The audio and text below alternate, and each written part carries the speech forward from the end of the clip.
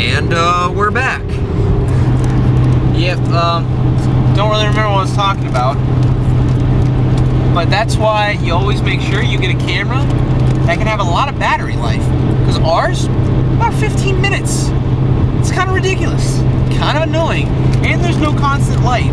So maybe we should use a picture camera for videotapes. You were actually talking about Naruto meeting cool people and stuff. Oh yeah. So, yeah, pretty much, you know, 95% of the people in Naruto don't have an ego. They're just there to have fun. They're just there to play. Like, you know, I met Dano, unnamed Shikamaru kid. That girl who plays Kasame was talking. Awesome people. Awesome people. I hope they're at the next convention, man. I'll play. Yeah. Light it up. Who knows? We have it in the hotel. Light it up in the hotel. Throw some money down, which there's no way they do that because they've seen me play, which really sucks.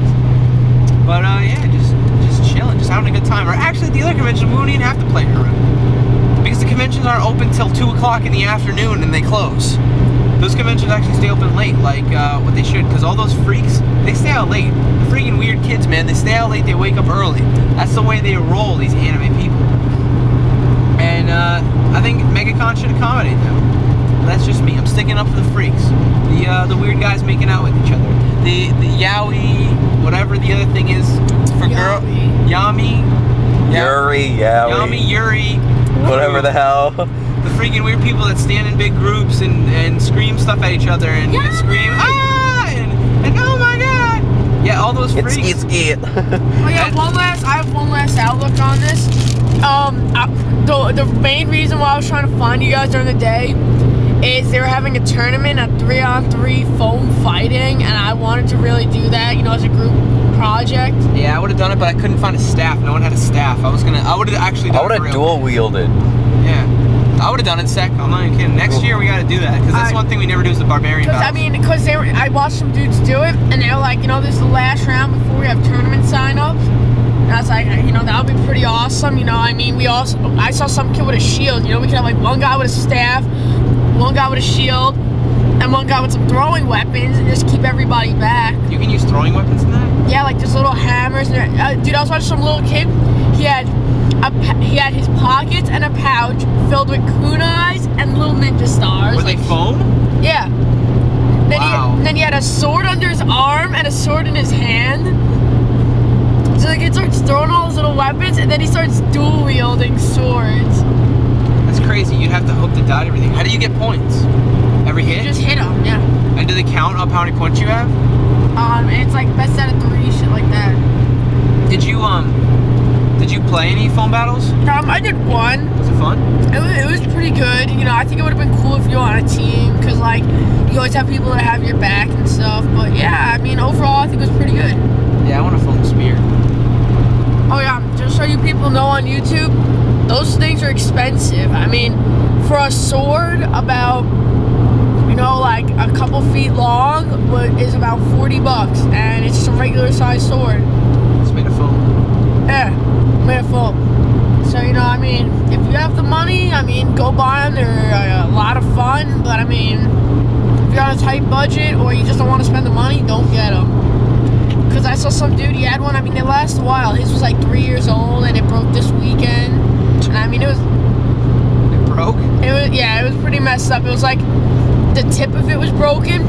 The handle part was broken from the foam, and it was electrical taped on. And then the bottom of the handle and like the other part of the handle was broken from each other. So I mean, it was pretty messed up. But yeah, they're fun. Okay. Another thing I really liked about Megacon we went with like everyone is like we had a whole bunch of people there, and I think that'd be cool to do that all again next year. That's the one thing I'd want for next year. It's like everybody it's not going gonna happen. But apparently Anthony doesn't think it's gonna happen, so whatever. I mean, we got Steck to come again. We couldn't get Jake, even though he promised Anthony after last year. So yeah, he made up some excuse. It was better without Jake. Yeah, well, I don't know. I think it's the more the merrier. It's my philosophy on life. I think it'd be cool if we would have had everyone here. Not everybody's into this stuff, but I don't know. There's something for everyone. You know, I'm not even that big on anime, but I just enjoyed my weekend. Yeah. I actually think getting the car towed wasn't that bad of a deal because, I don't know, after Anthony stopped freaking out, we all just we just goofed off like usual, had a good time, whatever.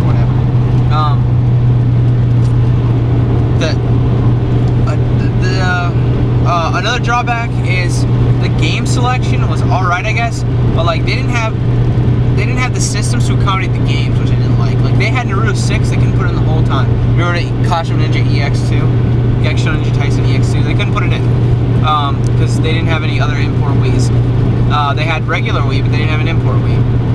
So that was not good. And they had like Halo on one TV, Gears on one TV. Why did they have 4 TVs all set up with Gears? 4 TVs all set up with Halo. Chibi Pa had that. And that was really good. Chibi Pa's room was literally 1/10 of the size. And they packed half that crap in there. So they can do it, whatever. Then Megacon should be able to. They should have an Xbox room, Wii room, PS3 room, if there's any PS3 games.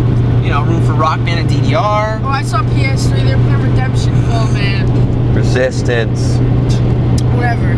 Same shit. Out of 10, I actually am gonna give this a